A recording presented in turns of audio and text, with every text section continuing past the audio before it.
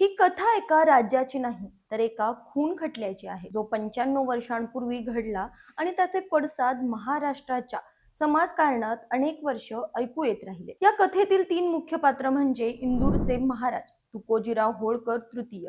एकेकाळी त्यांच्या राजमहालात नर्तकी असलेली मुमताज बेगम आणि मुंबईतील एक श्रीमंत व्यावसायिक अब्दुल कादर बावला. 1925 साली मुंबईच्या अतिश्रीमंत मलबार हिल परिसरात बावला आणि मुमताज यांच्या गाडीवर गोळीबार झाला होता आणि त्यामुळे तुकोजीरावांना इंदूरच्या सिंहासनावरून उतरावे लागले. देशभरच नाही तर परदेशातही त्याची चर्चा झाली. मोहम्मद अली जिनांपासून प्रबोधनकार ठाकरेंपर्यंत अनेक नेते, पत्रकार आणि समाज सुधारकांनी या प्रकरणात कुणाच्या ना कुणाच्या बाजूने भूमिका घेतल्या होत्या. त्या कथेत पुढे बाबासाहेब आंबेडकर, शाहू महाराजांपासून ते विनायक दामोदर सावरकरही येतात. नमस्कार, मी अंजली आपलं स्वागत करते पोलखोल मध्ये. मुंबईच्या गुन्हे इतिहासात बावला मर्डर केस नावानं गाजलेला हा खटला 95 वर्षानंतर पुन्हा चर्चेचा विषय बनला. कारण त्यावर लेखक पत्रकार धवल कुलकर्णी यांनी लिहिलेलं Bawla murder case, love, lust and murder in colonial India हे पुस्तक 28 जानेवारी 2021 रोजी प्रकाशित झालं. घटना आहे 12 जानेवारी 1925 रोजीची. अब्दुल कादर बावला आणि मुमताज गाडीनं फेरफटका मारून मलबार हिल परिसरातल्या घरी परतत होते. सोबत त्यांचा ड्रायव्हर आणि व्यवस्थापक मॅथ्यू ही गाडीत होते. हँगिंग गार्डनच्या कोपऱ्यावर रिज रोड वरून गिब्स रोडकडे त्यांची गाडी जात होती. अचानक मागून दुसरी एक गाडी आली आणि बावलाच्या गाडीला धडक मारून पुढे जाऊन थांबली. त्यातून 7-8 माणसं उतरली आणि त्यांनी बावला, मुमताज यांच्या गाडीवर हल्ला चढवला. बावला यांनी प्रतिकार केला तेव्हा त्यांच्यावर गोळ्या झाडण्यात आल्या. हल्लेखोर मुमताजला गाडीतून खेचून काढण्याचा प्रयत्न करत होते. त्यांनी तिच्या चेहऱ्यावर चाकूनं वारही केले. त्यानंतर जे घडलं त्याचं वर्णन धवल कुलकर्णी बॉलिवूड स्टाईल तुफान मारामारी अशा शब्दात करतात. केवळ योगायोगानं ब्रिटिश सैन्यात काम करणारे 4 अधिकारी तिथे आले आणि त्या योगायोगानं पुढे इंदूरचा इतिहास बदलला. चौघेही गोल्फ खेळून परतत असताना वाट चुकल्यानं नेमके त्याच रस्त्यावर आले आणि समोरचं दृश्य पाहून मुमताजला वाचवण्यासाठी धावले. सैनिकांच्या हातात गोल्फ स्टिक सोडून दुसरं काहीही नव्हतं आणि हल्लेखोर बंदूक, कुकरी, चाकूनं वार करत होते. झटापटीत लेफ्टनंट सिगर्ट यांना गोळ्याही लागल्या, पण तशातही एका हल्लेखोराला, शफी अहमदला त्यांनी पकडलं. बाकीचे निसटले. मुमताज वाचली, पण बावलाचा मृत्यू झाला. मग तपासात शफी अहमद हा इंदूरच्या पोलीस खात्यात रिलासदार पदावर असल्याचं समोर आलं आणि या प्रकरणाला कलाटणी मिळाली, असं धवल कुलकर्णी सांगतात. मुमताज केवळ बावलानं ठेवलेली बाई नव्हती, तर त्याआधी ती इंदूरचे महाराज तुकोजी होळकर तृतीय यांच्या महलात राहायच्या विषयी त्यावेळच्या वृत्तपत्रात वेगवेगळे दावे समोर येतात. कुणी तिचं वर्णन गायिका, नर्तकी म्हणून करतं, तर कुणी ती तुकोजीरावांच्या जनानखान्यात रखेल असल्याचं म्हणतं. पण मुमताज मूळची पंजाबच्या अमृतसर मधील होती. तिची आई मुंबईत राहायची आणि इंदूरला तुकोजीरावांच्या महलात मुमताजची रवानगी झाली होती. याविषयी एकमत आहे. तुकोजीरावांसोबत ती दौऱ्यावरही जायची. अशाच एका दौऱ्यावरून तुकोजीरावांनी तिला मसुरीला पाठवलं. तेव्हा ट्रेननं दिल्लीत उतरल्यावर तिनं आपली वेगळी वाट धरली. सोबत इंदूरहून आलेल्या लोकांनी तिला विरोध केला, पण पोलिसांनी मुमताजला जाऊ दिलं. आधी अमृतसर आणि मग कराचीला काही काळ राहिल्यावर मुमताज मुंबईत आली. चरितार्थासाठी तिनं पुन्हा गाणं सुरू केलं आणि अब्दुल कादर बावलाकडे आश्रय घेतला. बावला हे त्या काळी मुंबईतलं किती मोठं प्रस्थ होतं याची माहिती धवल कुलकर्णी देतात. बावला मोठा व्यापारी होता आणि मुंबईचा नगरसेवकही होता.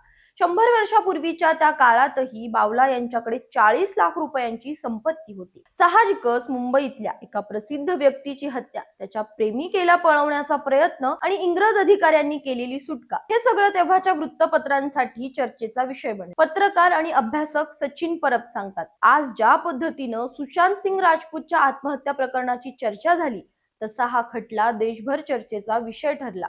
त्याकडे पाहण्याचा प्रत्येकाचा दृष्टिकोन वेगवेगळा होता. केवळ शफी अहमदच नाही तर आरोपींपैकी बहुतेक सर्व इंदूरचे असल्याचं समोर आल्यावर थेट इंदूरच्या राजांवरच आरोप होऊ लागले. तेव्हाची मुंबईतील इंग्रजी वृत्तपत्र त्यात आघाडीवर होती, पण बहुतांश मराठी वृत्तपत्रांनीही हे प्रकरण चघळलं.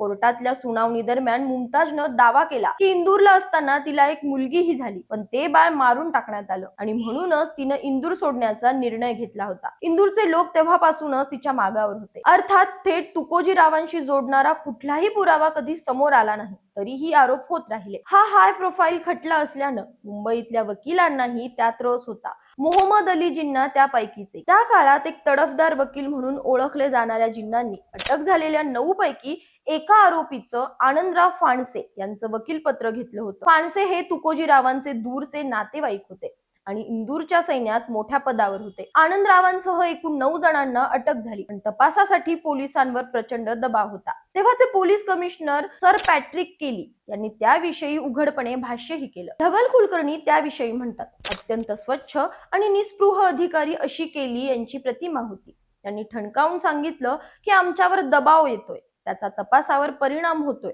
आणि तुम्ही असा दबाव आणलात तर मी पदाचा राजीनामा देईन. त्या दबावासमोर न झुकता पोलिसांनी तपास करून खटला तडीस कसा नेला याचं उदाहरण आजही पोलीस प्रशिक्षणार्थींना दिलं जातं.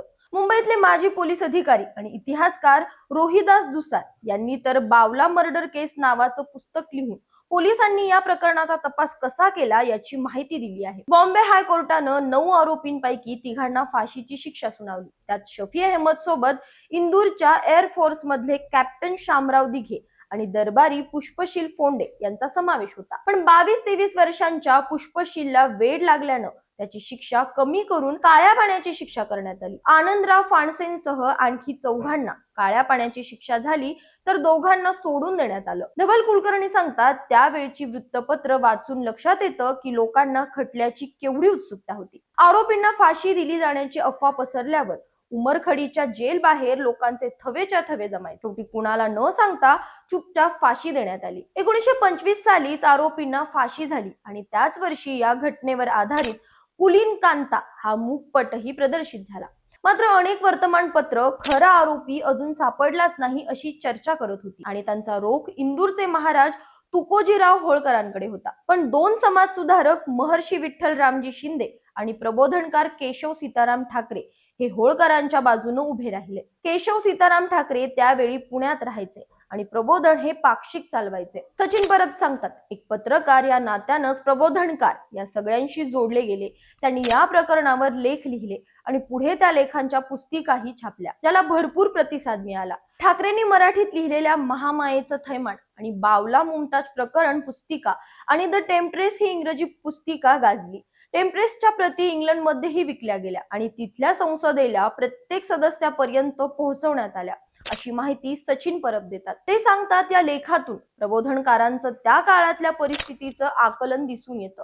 त्यांनी घेतलेल्या काही भूमिका आता अतिशय टोकाच्या किंवा एखाद्याची खूपच बाजू घेणाऱ्या वाटू शकतात, पण त्यामागची पार्श्वभूमी ही समजून घ्यायला हवी. जातीपातीमधल्या संघर्षाचा हा काळ होता.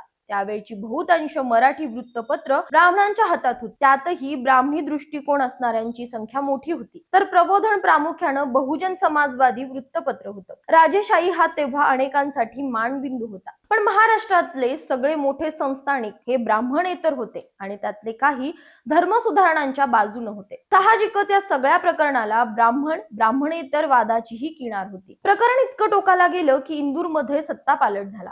धवल सांगतात, संस्थानिकांवर कोर्टात खटला चालवता येत नसे तर चौकशी समिती नेमली जायची. इंग्रज सरकारनं तुकोजीरावांना सांगितलं की तुम्ही गादी सोडा, नाहीतर आम्ही चौकशी समिती बसवू.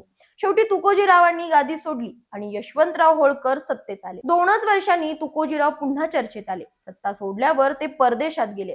तिथे आपल्यापेक्षा 17 वर्षांनी लहान असलेल्या नॅन्सी मिलरच्या प्रेमात पडले. ती अमेरिकन आणि धर्मानं ख्रिश्चन होती.